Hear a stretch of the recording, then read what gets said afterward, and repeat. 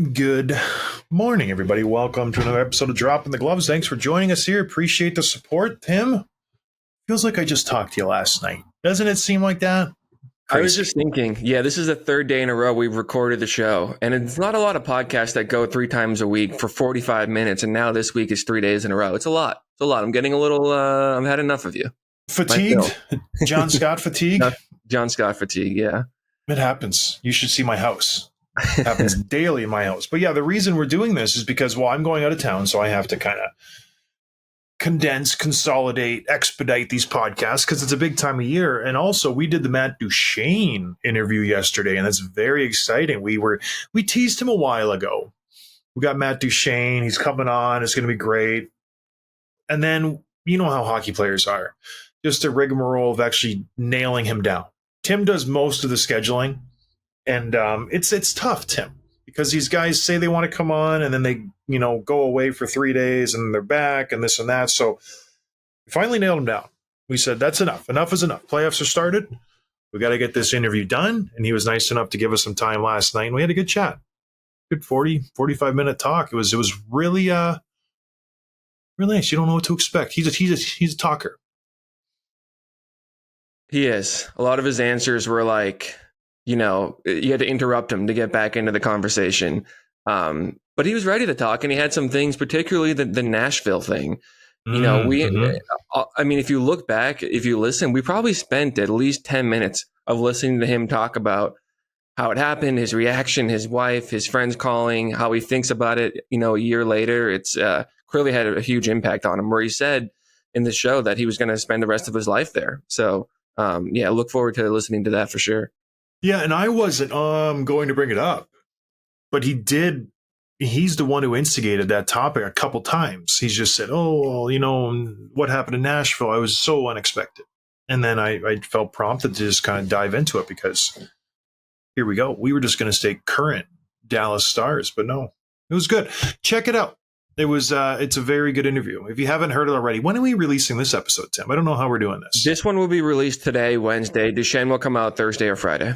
All right. So listen to that one tomorrow. It's going to be a good one. Like I said, we're piling up podcasts here just because there's so much to talk about. And the interview, you can kind of put that anywhere. But yeah, he's excited. They'll actually figure out if they win the Western Conference title tonight.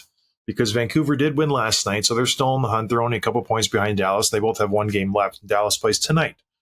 So maybe by the time the show airs, they will be the number one team. And he actually gives a good, candid answer on his take on the Vegas Golden Knights and that whole situation and who he wants to play and this and that. So I pushed him a little bit. I was pressing him. You did. At one point, Tim messaged me because we have our little side message system while we're doing interviews. He's like, be nice to him. You're being really mean. You're coming on strong in the first 7-8 minutes, but no, you just don't know how guys talk. I do know how guys talk. You're used to talking like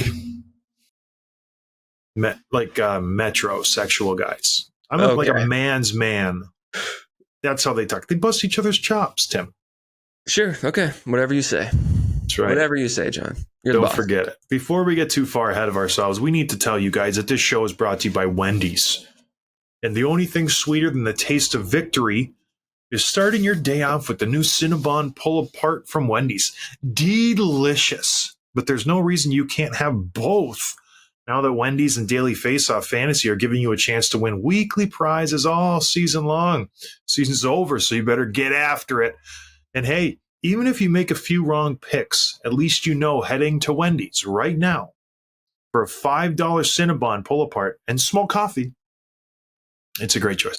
Not a medium coffee, small coffee. So sign up for Daily Face-Off today, sponsored by Wendy's and the Wendy's app. You don't want to have too much coffee, especially after having a big old Cinnabon. You know what I mean? A little sip.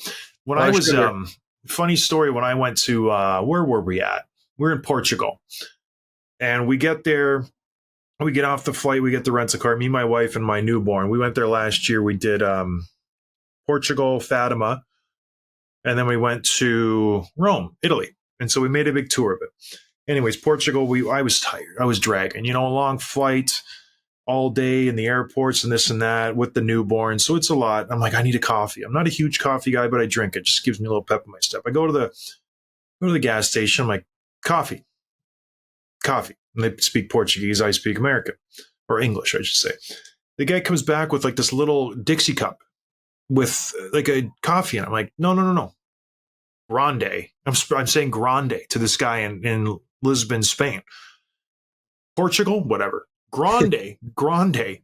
And he's like, I have no clue what you're saying, dummy. I don't speak Spanish here. I don't know what's going on. So I guess they don't do coffees there. They just do like a little espresso. So I finally figured it out once I got to the next place. You have to get an Americano or something. And it's just like an espresso mixed with water. But man, so the first stop, I had 3 of those little shooter cups. I was buzzing. It was absolutely on fire. It was great. But anyways, so I don't know where, it was Portugal. It was Portugal, not Spain. Yeah, Portugal.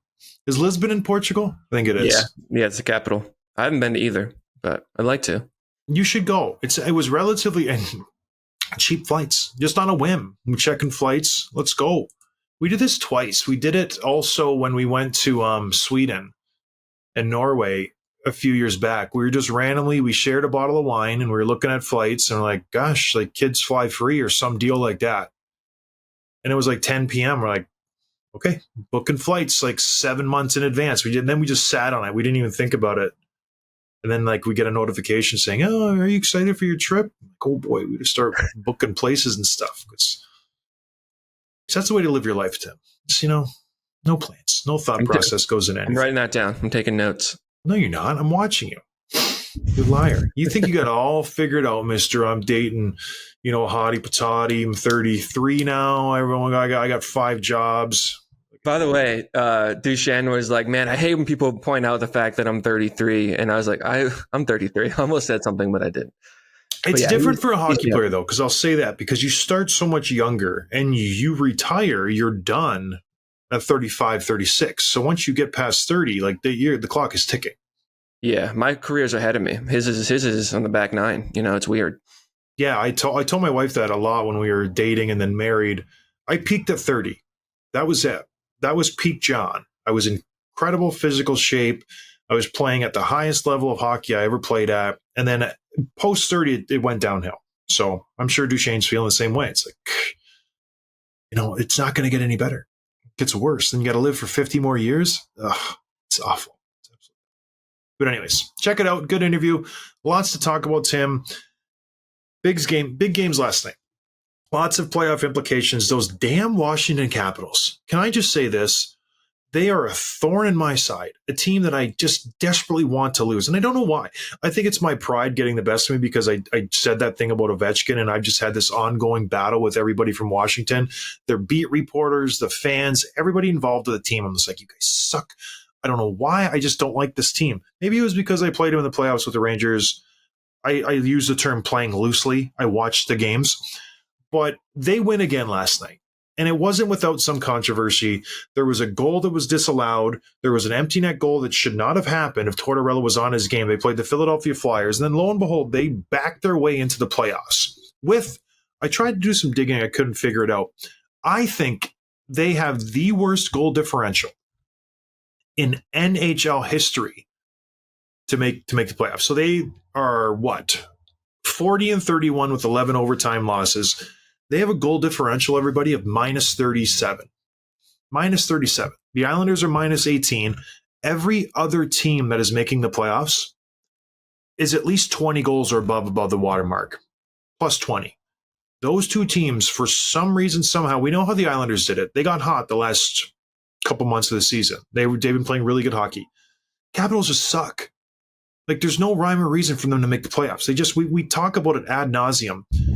They find a way to win the game. That's all they do. They're not better than the team. They don't outskill them. Their special teams are hot garbage. Charlie Lindgren played really good, and they score opportunistic goals. That's their team in a nutshell. They suck, but they find a way to win. It's amazing. And when they lose, boy, do they lose. Like, they don't lose close games, 3-1, 4-2. they get their doors blown off. That's why the goal differential is so bad. So if they're losing to Tampa Bay, it's going to be 7-1. Like, it's going to be a good one. But when they win, it's a 1-goal win. So it's frustrating as a fan, as a media pundit, as a former player, when you see the teams that are chasing them. The Red Wings and the Penguins would be so much more enjoyable to be in the playoffs. The Penguins +5 goal differential. Red Wings +4. Both these teams are above the watermark for the goals. So, and that's not a huge factor, but the eye test makes sense there. Teams that make the playoffs plus, teams that don't minus. Capitals -37. But let's dig into how they made the playoffs right now, because the stage is set. All the matchups are in on the East Coast. The West, we still got some work to do. Like I said, Dallas and Vancouver going for the first place. You got LA Kings and Vegas Golden Knights for the last wildcard spot. There could be some jockeying for positions. The only ones that are set right now, I believe, are Winnipeg and Colorado. Yeah, those are the only ones that are set. Everybody else is still completely up in the air. So we're going to stay in the East, and let's just talk about that game right there. Philadelphia Flyers, Washington Capitals. Did you see the disallowed goal early on in the game? I think it was first period. It was 0-0. The Philadelphia Flyers enter the zone. They throw a puck on Charlie Lindgren. He blockers it. Everybody thinks he caught it. Lindgren thinks he caught the puck. Nobody knows where it is. So he is kind of unsure. He backs up in his crease. The puck is gone. The refs blow the whistle. All of a sudden, the puck comes down from the heavens, bounces into the net off of Joel Farabee. Very, very, very close to when the whistle blows. But it was a split second afterwards. People were upset about this. If you're the referee, you have to be aware of where the puck is. You have to know. And then there's this thing, it's called continuation play. So if you blow the whistle and you're unsure of where the puck is, but the puck goes into the net a split second after the whistle, the continuation of that play, the puck would have gone in anyways, whether the whistle was blown or not. So there's a little bit of a confusion there, whether this goal should count. They go to Toronto, everybody's looking, what do we do? What do we do? They call the goal off. Mistake, Tim? What do you think about that?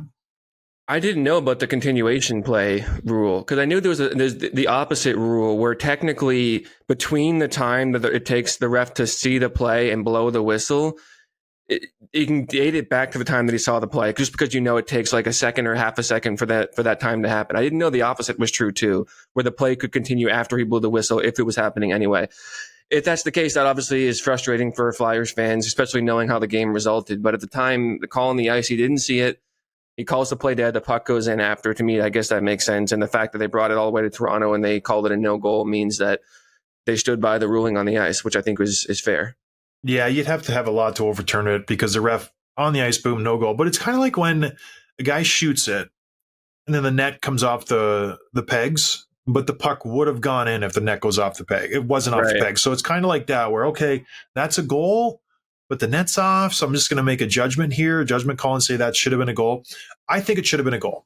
And I'm not saying this because of the Washington Capitals and my hatred towards them. It's just logically looking at the situation. That puck's in the net. It should have been a goal. No one knew where it went. Everybody was confused. The puck's up in the air, it bounces in. The whistle blows, half a second before? Nobody reacts to the whistle and all of a sudden just stops playing. Everybody had already stopped playing. They were just standing there. And the puck goes in. So tough break for the Philadelphia Flyers. The game is 0-0. Of course, our buddy Alex Ovechkin scores the first goal. Flyers come back and tie it 1-1. This is where things get interesting. The Philadelphia Flyers needed to win this game in regulation. And I'm sure you all know this, so I'm not going to dwell on it too much. They needed to win in regulation in order to have any chance for the playoffs. Capitals needed to lose in regulation. There's 3 minutes left. They're scoreboard watching. At the same time, the Red Wings are playing the Montreal Canadiens. Montreal is up 4-3. So the Flyers are happy. They pull their goalie. They're ready to go. Right before they pull their goalie, the Red Wings tied up with 3 seconds left versus the Montreal Canadiens. On the broadcast that you're watching, the Flyers announcers like, are you kidding me? They just scored with 3.5 seconds left. How does this happen? They're showing replays. Everybody's upset. 20 seconds later, very short moment of time, the Flyers pull their goalie. Why? Why would they do that? They know what's happening in Detroit. They have video people. They have walkie-talkies that you can talk to the bench. Everybody has it. Why would they still pull their goalie, Tim? This is the part that makes it frustrating for Pittsburgh Penguins fans, for Detroit Red Wings fans. You're watching this Philly game and you're going, you're giving Washington the win. You are officially limited now that Detroit has picked up 1 point. They are 3 points clear of you. You can't make the playoffs. You're done. Now you, because you're not doing your due diligence, or you're just plain dumb, are pulling your goalie. You're affecting 2 other teams and their chances of making the playoffs. So is this Tortorella just being a dummy? Is this the video team in Philadelphia just not figuring it out, not doing basic math? Because you're costing other teams a chance to go to the playoffs. And you're giving Washington the win. Of course they're going to score an empty netter. Of course they are. And they did it right away. They pulled their goalie 10 seconds later, TJ Oshie goes down and scores. 2-1, Washington wins. Did you like this call? Or are you going to give them some slack and maybe they didn't know? Well, I was trying to give them some slack and thinking, okay, if they knew they were going to be eliminated anyway, maybe you still pull the goalie if you were down a goal. Doesn't matter that it's game 82 and you have no chances of making the playoffs. You still want to win every game in the season with a W. Like, that would have made sense to me. And even if you disrupt the Wings and the Penguins playoff chances, whatever, like, I still want to score that goal to win this game 82, even if it doesn't help us make the playoffs. But the fact that that wasn't the case, they were tied. And I would try to give them some slack for the fact that they pulled the goalie technically, even though it didn't matter because Detroit had already scored. But you had chances. There were face-offs. The play was blown dead. Like, you had chances to catch up. Like 20 seconds is not a lot, but a couple of minutes had gone by playing 6-on-5, and you had a chance to catch up with the news. So I don't know if no one brought it to him or if he ignored it or if he had a rule saying, like, hey, listen, whatever happens in the other game, don't tell me. I'm focused on this one. We know the situation going into the game. That's what I'm going to operate with, and that's the decision that I'm making. Maybe he said that to his team. I don't know. Yeah. But it's really strange and disappointing for sure, for especially the Red Wings fans, I think, that had done everything right. Just an incredible game. There's that face-off. You're down with 7.7 seconds left. They win back the draw. You go D to D. Perron just launches a one-timer, and you score with 3.3 seconds left to give yourself a chance to win in overtime and secure a playoff spot. And you do everything right. This is the most incredible, amazing comeback after doing it last night, too, or 2 nights ago. And then it's ruined by an empty net goal on a 6-on-5 game in a tie-to-tie. It's just like, man, that's really frustrating. It's a tough pill to swallow for those fans. Yeah, we got to get one of the players on and get them to comment on what they thought about Philadelphia's pulling of the goalie. And then even that game in itself had some controversy because Montreal ices the puck. They shoot the puck down the ice with 8 seconds left. It goes for icing, but both of Detroit Red Wings D-man were right there. They just stopped skating, and the ref's right there too. It could have easily been waved off, and this would have been null and void. Montreal would have won. Philadelphia would have still pulled their goalie, but just controversy all over the place. Referees interjecting themselves into the game. The Philadelphia no goal, the icing in Montreal. It was wild stuff. But yeah, you got to give props to the Red Wings. Down again early and by multiple goals, coming back, scoring in the last minute, in the last 10 seconds, Tim, taking it to overtime, getting their points. They took care of their business. But yeah, very exciting stuff. Can you remember a time like this where there was this much action going into the last game and so much unknown? 5 teams going for 2 spots. No. We certainly had meaningful game 81, 82 before, but it's usually 2 teams fighting over 1 spot, whether they're playing each other or playing different opponents trying to win those 2 points. That's not that atypical, although it doesn't happen every year. But this type of, like, where there's 4 or 5 different scenarios where 4 different teams could technically make it in is just so much fun. And it makes every second, every play matter. And you're watching, like, if you're Pittsburgh, you didn't play last night. You're watching both of these games and you're hoping for a very specific set of outcomes. And Detroit does it. And then stinking Torts and the Flyers just ruins it for everyone. They let the empty net goal, and Oshie's empty net goal eliminated 3 different teams just with that goal, which is just, it's crazy to think about. It is what it is. Washington's going to the playoffs now, and they play the New York Rangers. That'll be a fun series to watch. But yeah, like we said, all the series are set. Who are the matchups, Tim, here? Yeah, so you got the Rangers versus Washington. That's the 1v8. And then you have Boston versus Toronto. Oh, boy. Because Florida Panthers won last night to win. So which, hey, my prediction, by the way, was wrong officially about them Bruins winning the Atlantic because Florida won it last night. So then Florida gets Tampa, and then Carolina gets the Islanders. John, who do you think is the most exciting matchup and the one that you're going to snooze right through? Well, I think the most exciting one is Boston-Toronto, right? That's the one that's going to get all the press. They play each other all the time. And then I'm really excited to see Florida-Tampa Bay. Inter-Florida matchup, I think that'll be fun. The one I'm going to snooze through, it's Rangers-Capitals, right? I think that'll be a 4-game sweep. And then the Hurricanes-Islanders will be fun too. But I think that'll be pretty heavily weighted towards the Hurricanes. But those two matchups, Florida, Tampa Bay, Boston, Toronto, will be very fun to watch. The Atlantic was stacked this year. They had a lot of good teams. And then here's my question. Are you happy the Bruins got bumped down to second to face the Maple Leafs rather than first and take on the Tampa Bay Lightning? Oh, yeah. I'd much rather play Toronto than Tampa. I think Tampa is just a dangerous team. And Vasilevsky was really, really strong in the second half. And obviously, their Kucherov and Point and all those guys, Stamkos went on a heater. Those guys scare me way more than Matthews and Marner. And not to say they're not talented and it won't be a tough series, but I'd way rather play Toronto. Interesting. Both good teams. But I guess the Bruins do have the Leafs number. Obviously, Toronto slayed the dragon, so to speak, a few years back. But this is, I don't know if this is good for Boston or not. I think they were maybe the underdog in both series. That's crazy to think.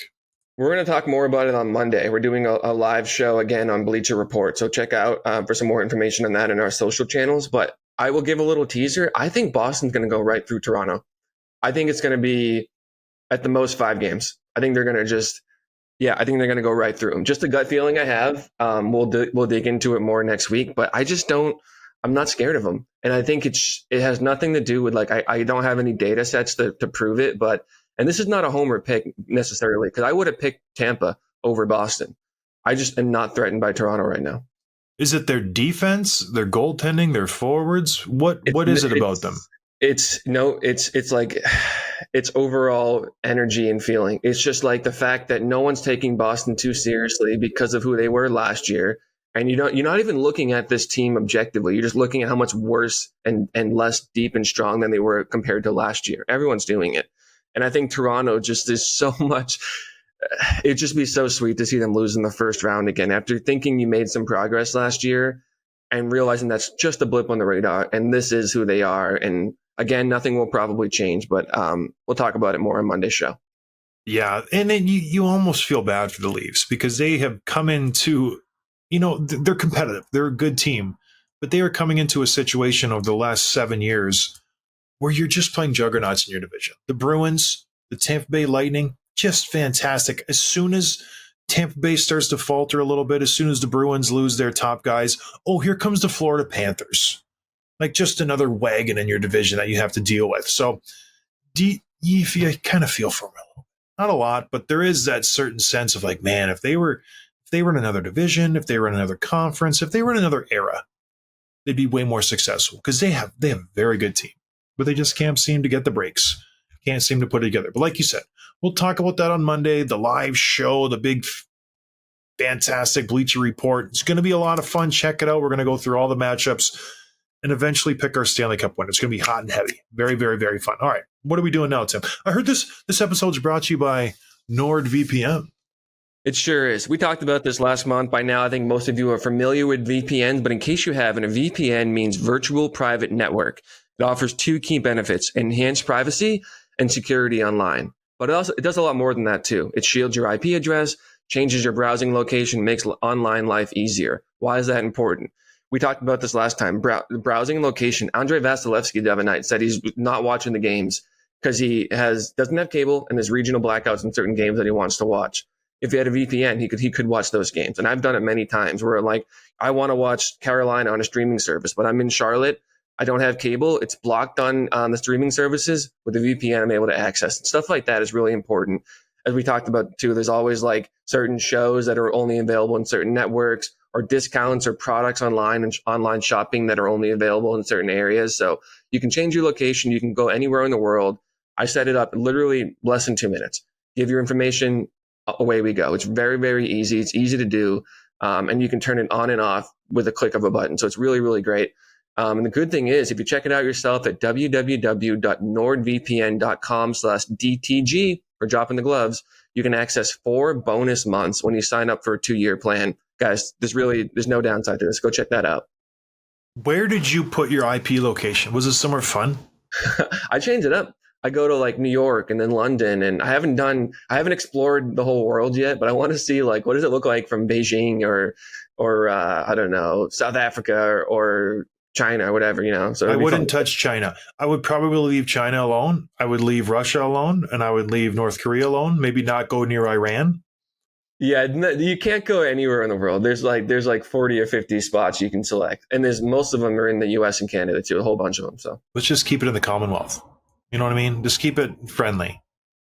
But anyways, Tim, moving on. What are we going to talk about next here? Well, I was wondering about this. So right now, the teams in the East are set, and the teams in the West have a good idea of they're playing one of 2 teams, and it's not like the NFL where for like 2 weeks who you're playing, and you have a whole week and all this. You have a couple of days, and maybe there's some lead up going on where like, hey, we're playing either Tampa or Toronto. Let's start game planning either team. But what's happening right now with the coaching staffs, with the players, and in some cases 3 days leading up to it, and factor in travel for half the teams. What kind of preparation takes place at this point, and how deep does it go, and how detailed does it go, and who's involved? Well, I know the teams that are obviously in the playoffs. They know a good idea of who they're going to play in the playoffs about a week and a half ago. So they have, a list of 2 to 3 teams, and they start doing their pre-scouting, and they play these teams throughout the year. Like, look at Boston, Toronto. They play each other how many times? 5, 6 times during the season. So they're familiar with each other, but they do a little in-depth thing where they go into the special teams. Power play, penalty kill tendencies. It's very minimal stuff just because you're so familiar with them, but more so you just focus on yourself. You try to find matchups. You try to figure out which players play better against other players. And then for the video guys, you dig into the goaltending a lot. You go, okay, where is this goaltender weak? How do we score on him? Where do we have the best chance to shoot on him? You do a lot more work in that regard, but just on a day-to-day basis, you try to keep it the same. The routine is huge, but you do dig in more on the PK, PP, those sorts of things. How do they break out? What are their tendencies in the offensive zone? How do we shut down these guys? Those sorts of things become more common. You maybe take aside your top pairing. Like if you're the Rangers, you take Fox and Lindgren. You go, okay, we're playing this team, the Washington Capitals. This is how Ovi likes to shoot. You guys, we played him a million times, but watch for this tendency. Dylan Strome, when he does this play, when he shoots this way, he has this tell. So you kind of break down different players, high-end players, try to stop them. But for the most part, especially we talked to Matt Duchene, he's like, we're focused on us. We know there's a group of 3 teams we might play. We're worrying about our end here. We're going to try to focus on us playing at a high level once we hit the playoffs. But it's all done right now with the coaches. They'll have a package. They'll do a meeting. They'll have lots of video. But right now it's just like, okay, tunnel vision, what do we have to do to win? So I don't know. I know it's cliche, but that's how it works. You don't want to overload the players with just a ton of crap, right? They come in and like, you got to learn the PK, the PP. This is how they break out. This is a neutral zone. This is this and this. It's just too much. So you'd rather focus on, okay, this is how we're working our system. Let's get that down, and let's just try to go right through them, like you said, the Bruins and the Leafs. Yeah, like does it depend on the team they're playing too? Like, are you prepping that differently for Toronto versus Tampa Bay? Just knowing that, at the end of the day, the preparation's 5% different versus the team like Carolina that has a very, very distinct and specific style and system that maybe takes a little bit of extra work to prepare for. Yeah, I think you have to cater it to the team. A team like Carolina, you have to play against their system. Yes, they have good players, but they all play the exact same way. So you're like, okay, how do we break out versus this team?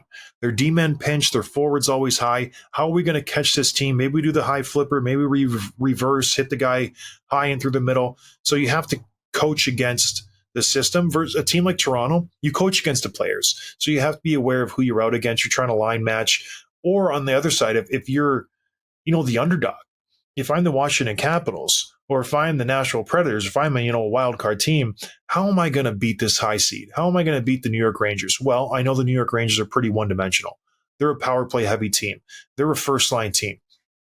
Don't take penalties. Biggest one, discipline. And then we need to shut down that first line.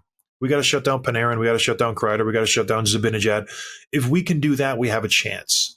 So if I'm a lower seed team, I'm trying to find ways to poke holes in the higher end seeded teams. Okay, Shesterkin, shoot everything on the blocker. weak on the blocker. Don't go glove. Don't go side to side. He's too fast. Everything on the blocker. Ovechkin, don't let him take, or Ovechkin's a lower C, but you know what I mean? Just poke holes. McDavid, don't let him wind it up. Stay on his hip. Don't let him get the puck where he can get going. So you have to find little areas where you can exploit and get an advantage, because if you don't, you're just going to lose. The team's too good. So yeah, there's different preparation between different teams for sure. Do you always do they always game plan against the specific players on their opponents, or does it only matter if they have a game breaker type, like a Kucherov, McDavid, McKinnon, whatever? But say Philly had gotten in, they don't have any one guy, or even like an Islanders team.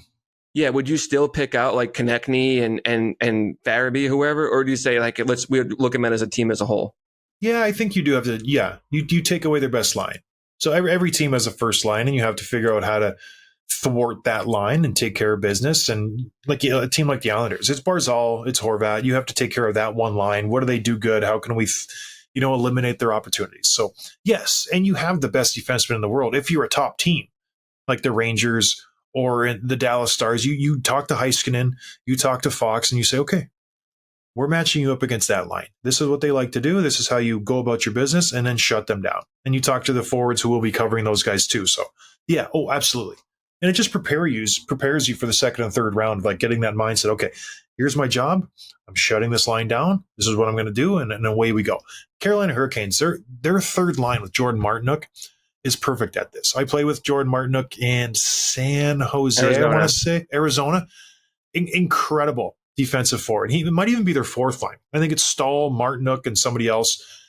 They are very, very good at just shutting a line down and getting a little bit of offense out of it. He prides himself in doing that. It's incredible. His work ethic, his attention to detail. He's so good at just getting in someone's hip, being a pest, and then being effective offensively too. He's not just there to just strictly shut someone down. So yeah, he would be a perfect example of a guy who just say, Brendan Moore's going to go to him. He's going to say, hey, take out that line. That's your job. Whenever they're on the ice, I'm going to tap you. You go and take them out. And he does, and he takes pride in it, so it's fun. And hopefully every team has that line, but Carolina, they do a really terrific job at it, Tim. Do you see guys like changing their roles too, or like I'll pick on Charlie Coyle saying, "Hey, you know what? Like in this matchup, we only want you on Matthews. Don't even worry about anything else, but just being on Matthews' hip and taking him out of the game." Versus like because he's been a pretty productive player offensively this year. Do you just let him play his game and know that he already knows what to do? Yeah, I think you got to read the series. Like right now, I think the Bruins are outmatched offensively versus the Toronto Maple Leafs. So maybe he has to be more focused on the defensive end, because if he's just going to try to score and go, shot for shot with the Leafs second line, you're in trouble. So you have to read the matchup. And if I'm Charlie Coyle and I look across the ice and there's Nylander, Matthew Nyes, John Tavares, maybe Bertuzzi, I can't be too focused on the offensive end. I have to be way more worried about the D zone, because if I'm not, we're going to lose. So yeah, 100%. I think you have to play your matchups and play to your strengths. Bruins going into Toronto, they will be outmatched offensively. So how do you win the game? You slow the game down. You make it hard to go through the zones. You hit and you play solid defensive, and you have to just jump all over their chances that they give you. Their mistakes. And I think the Bruins can do that. Well, you probably think the Bruins are better offensively than Toronto, Tim. Don't you? No, I know they're not. I know that. But it's just one of those things where you have to read your matchups. Whereas if they were playing Tampa Bay, maybe I would tell Charlie Coyle, you know what? Let's exploit this second line matchup, because their first line's out of this world. But you match up pretty well versus Sorelli and Hagel and Stamkos. They're smaller, more shifty. Use your size. Bully them. Get going. And so you just kind of read the matchup and see where it goes. And if it's not working out, then you adjust. Last question on this topic. I feel like I'm getting interviewed, Tim. Well, I'm very interested in this. I think our listeners probably are too. What about the guys who are like the seventh defenseman or the 13th forward or the Black Aces? What is this like for them? Because are they told like, hey, someone gets hurt, your first guy in, or if we can't shut down Matthews, Adam McQuaid, I'm moving you into a top 4 role because I think you can play that situation type of thing. Like, where otherwise you might be a scratch. Like, how do those guys prepare? I think like you usually do. They don't tell you you're going to play if something goes wrong. There's not conversations like that, but you know what's going to happen. Like, I don't know who their 7th D-man is in Boston, but yeah, if something goes wrong, you're going to be in. But you just go about your business and you play, and then after the game, you go out and have a couple drinks and you enjoy yourself. That's what I did when I was with the Rangers. But I knew wholeheartedly I wasn't playing. So, but if you're a guy in the bubble, you stay ready 100%. Because especially goalies now. Look at Swayman. Who's starting, Swayman or Ullmark, game one? That's a good question. I think I'm going Swayman, but it is not clear. It was so clear in the first half. In the second half, Ullmark played really well. And in this idea that like Swayman kind of stole the job this year, but it's not quite true. Their stats are very, very close again. And I haven't seen it. Maybe it's just implied that Swayman gets the net, but I don't know. Ullmark started last night, so we'll see. Oh, no kidding. That's very telling. They've played what? Swayman's played 43 games. Ullmark played 39. Their stats are almost identical. It's remarkable, these goaltenders. It has more to do with the system than the goaltenders, I think, a little bit in Boston. But all right, Tim, let's do some quick hits and get out of here.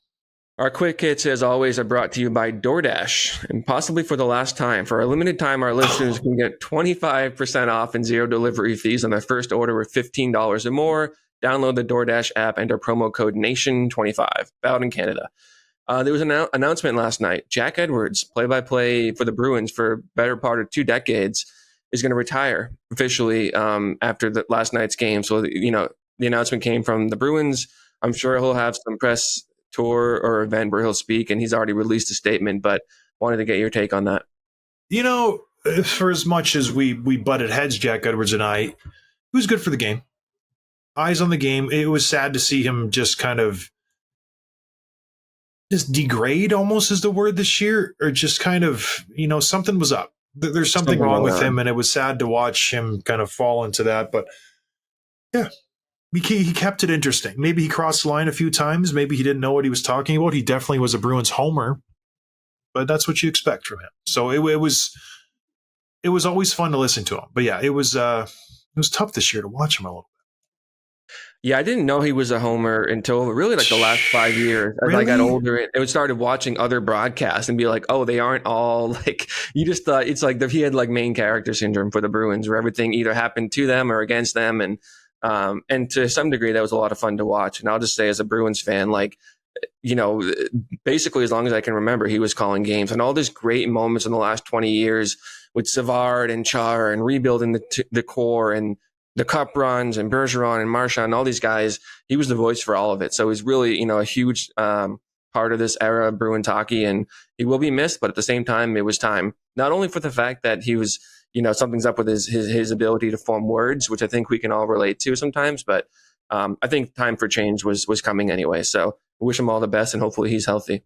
We should maybe throw our hat in the ring for that job. Someone texted me that last night. Said, let's get you and John on the Bruins broadcast. That'd be fantastic. I was a Bruins fan growing up. They were my team. So I would absolutely love that. Let's make some calls, Tim. I would move to Boston. I really would. My wife wouldn't. My kids wouldn't, but I would. I think it'd be a lot of fun. We'll get a 2-bedroom together, you and I.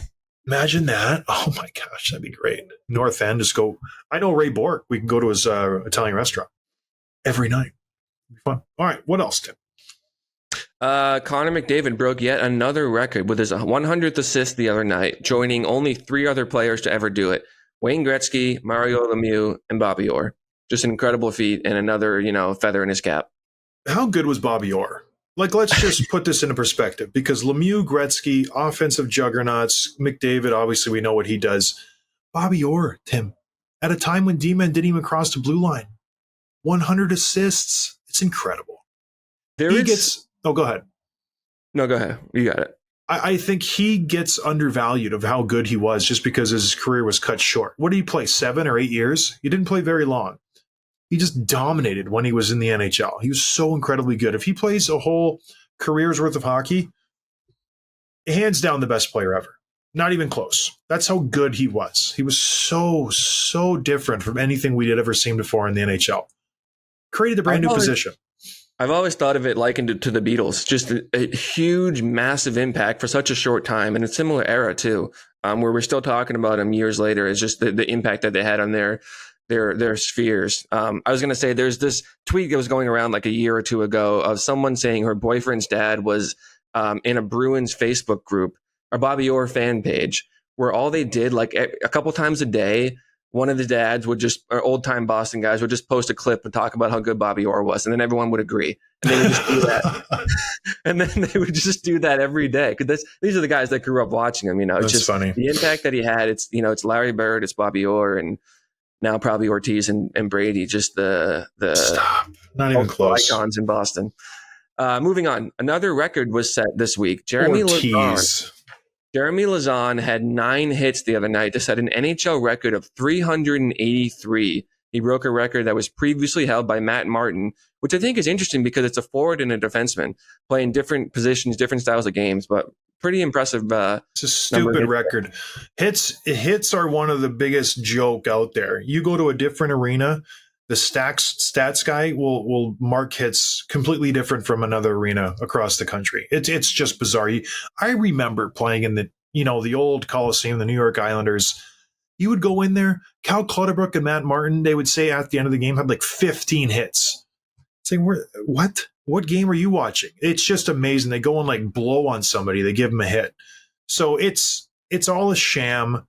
The stats guy knew how many hits Jeremy Lauzon needed, and miraculously he gets it. In the last game of the season, isn't that great?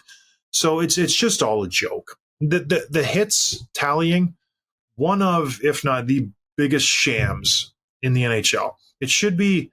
I don't know how to quantify it because you have eyes and I have eyes. A hit for me is not a hit for you.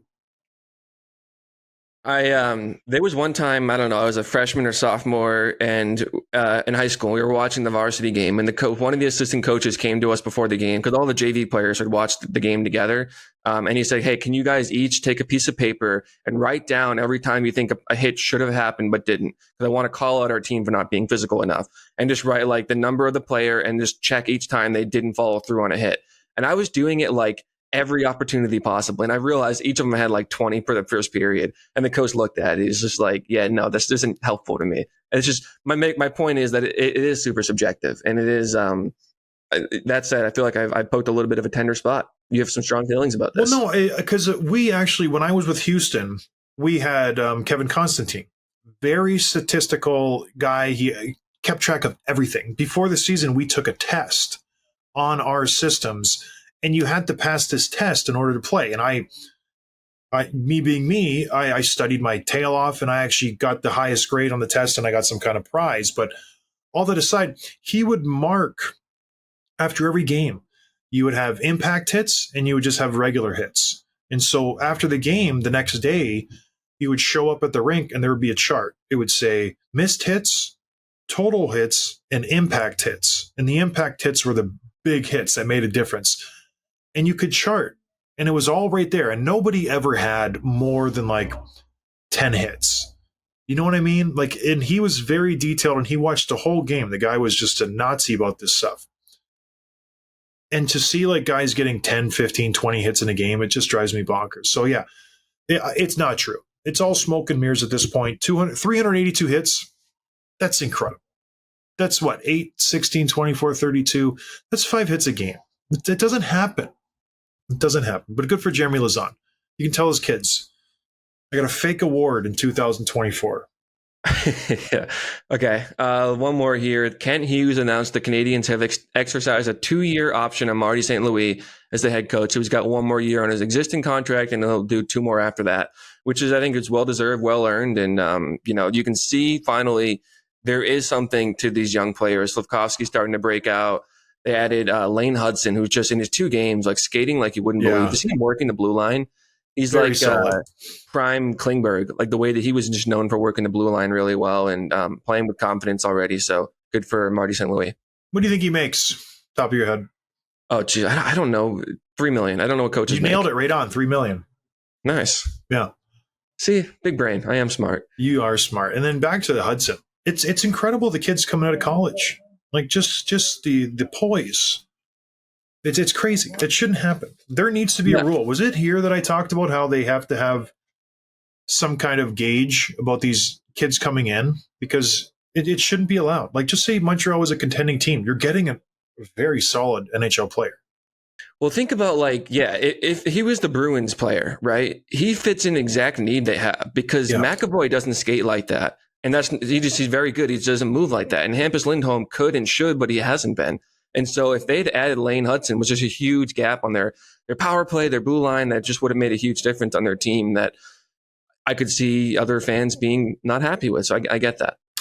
Something needs to change. Them, Vegas Golden Knights cheating. There's a lot happening. It's a lot. Duchene was so funny, that interview. You can tell he wanted to let loose, but he couldn't. All right, I think that's it, Tim. Anything else? No, listen to the Duchene interview, buy a t-shirt, have a great weekend. Where do they buy our t-shirts? Our links, our social links have all the stuff there. So you can go check that out, or Everything Hockey's website, droppingthegloves.com has links. They're everywhere. How's that going, by the way? We selling a bunch? Yeah, we are. We got to sell more. People I are haven't buying. gotten any money for it. That's because you will. We have a partnership. I haven't seen a dime. That's how it always goes with Tim. He's got these grand ideas. Nothing comes from it. This is the one, though. Go buy a shirt. This is different. Go buy a sweatshirt. It's going to be great. All right, everybody. Enjoy this episode. Enjoy the Matt Duchene interview on Thursday, and we'll talk to you guys next week for the start of the playoffs. My goodness. Have a good weekend. Cheers. Thanks for listening to Dropping the Gloves with John Scott, a member of the Nation Network of Podcasts. Subscribe wherever you get your podcasts from to never miss an episode.